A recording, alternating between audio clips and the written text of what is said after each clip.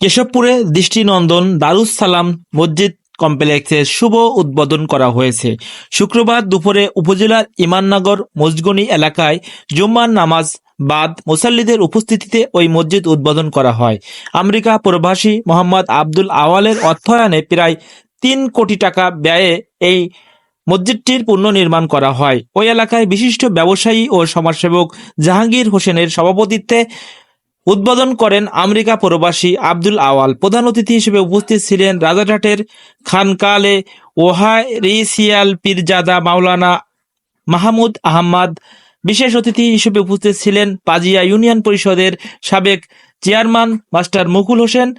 এর সময় আরও উপস্থিত ছিলেন মসজিদের বাস্তবায়ন কমিটির প্রধান উপদেষ্টা রিয়াজুল করিম মোড়ল, মসজিদের সাধারণ সম্পাদক সমাজসেবক আব্দুর রাজ্জাক মোড়ল, কোষাধ্যক্ষ শিক্ষক হাশেম আলী প্রমুখ। দোয়া পরিচালনা করেন মসজিদের ইমাম হাফেজ ফখরুল ইসলাম।